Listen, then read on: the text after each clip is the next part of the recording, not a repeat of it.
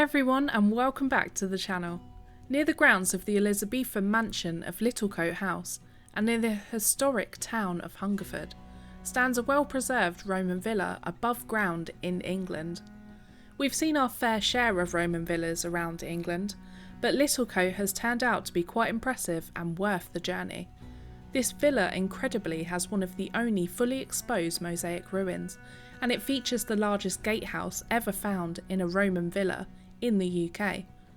Join us to visit the remains of Littlecote Roman Villa.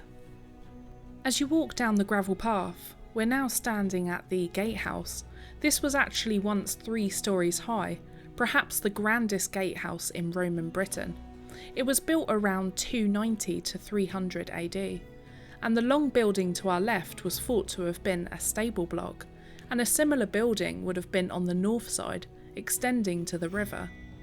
As we have a look around, the entire courtyard was surrounded by a higher stone wall, and the fields that are beyond this site were used in Roman times to grow crops. There used to be open lands for grazing cattle, and the nearby woodlands provided foraging for pigs, timber for building, and fuel for fires.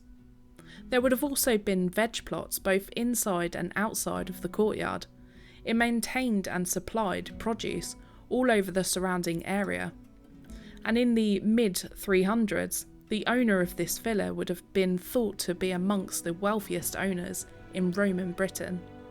When the Romans invaded England in AD 43, in what is now Kent, they soon built Roman roads spreading west and north as they occupied the country. One small road was built here at Littlecote, and a small military garrison guarded the ever-important river crossing.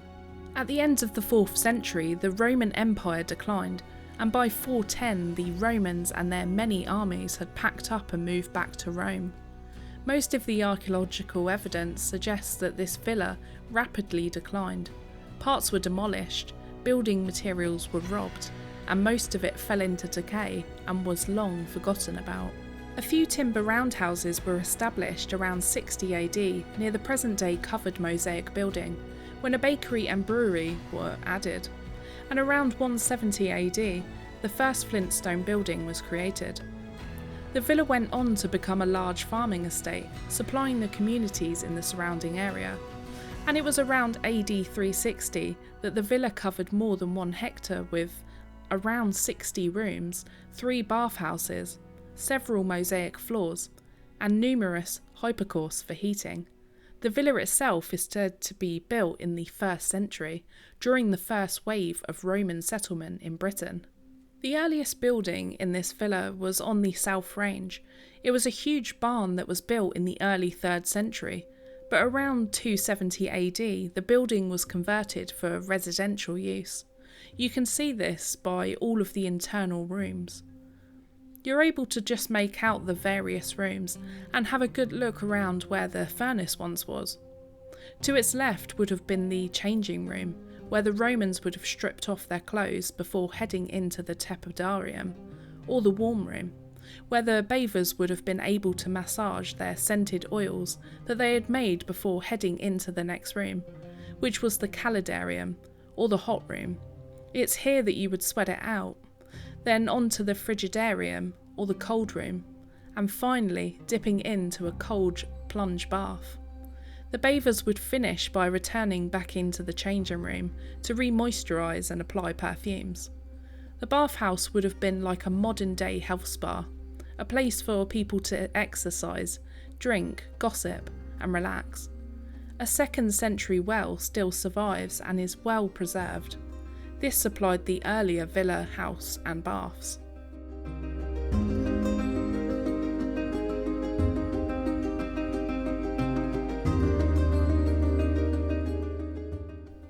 This large ruin outline marks the remains of the North Range, which was incorporated with the Orphic building, which we'll head into in just a minute. You would have entered at the very end, where originally it would have led into a large barn, but it was more than likely used as a place for gathering. Just next to this, in a smaller room, was actually the Mosaic's workshop. It would have been constantly in use, with the various upkeep of decorating and updating the villa all the time, hence the need for a workshop.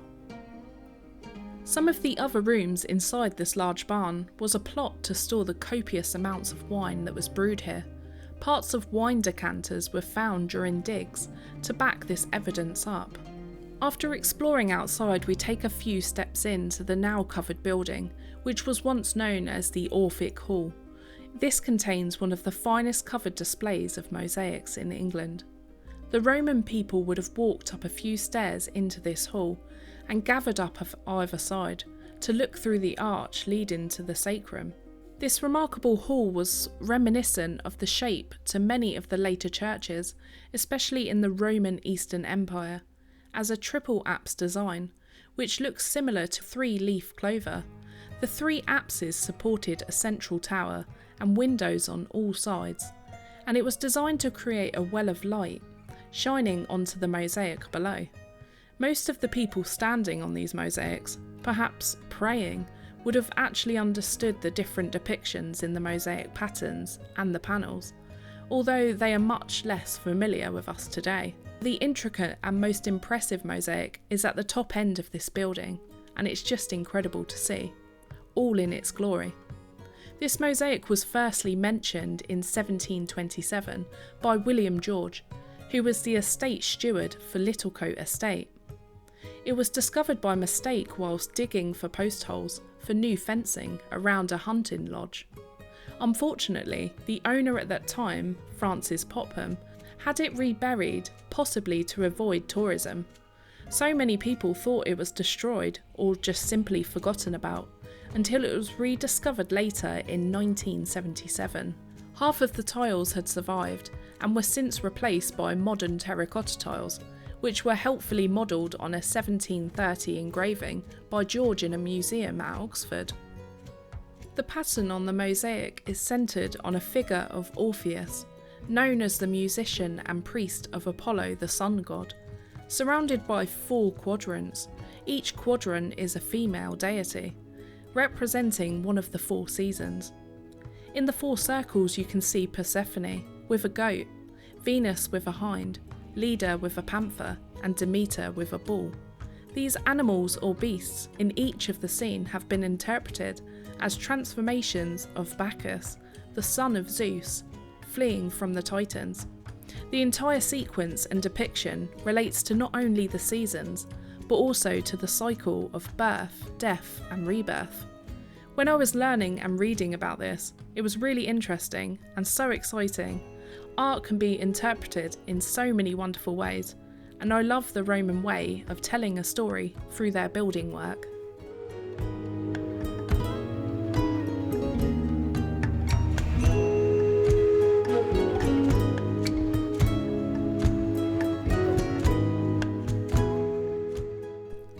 This west range was the main residential building of the villa.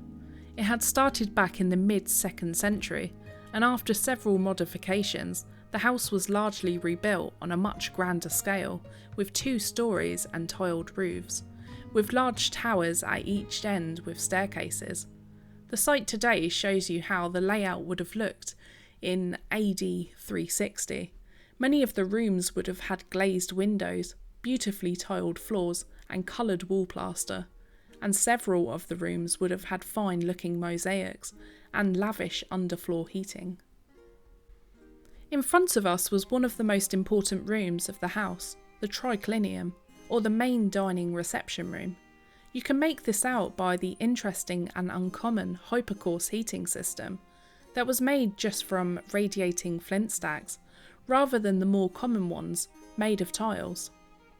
And just on the left was the main kitchen, which was added around AD 190. It was quite the special Roman kitchen, with a ledge that was served as a cooking range. And they used a method of having the smoke vent through a roof via a hood, which was supported by posts. This was of course an earlier example of an extractor fan. Evidence of the household diet was found during excavations, and this included animal, bird and fish bones, oysters and hazelnut shells. This was a clear idea that the Romans here ate very well and didn't go hungry. Other meals and delicacies included suckling pig, various local and regional cheeses, sweet desserts, and gallons of locally brewed wine, or when they were entertaining guests, imported and expensive wines from Italy, France and Spain.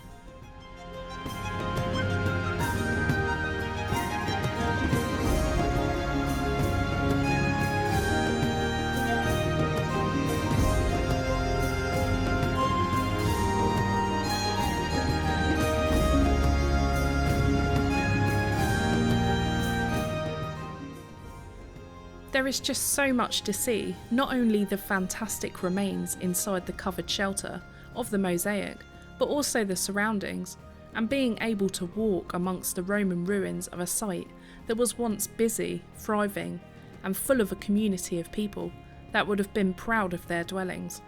But you can also appreciate the space in which they built their home.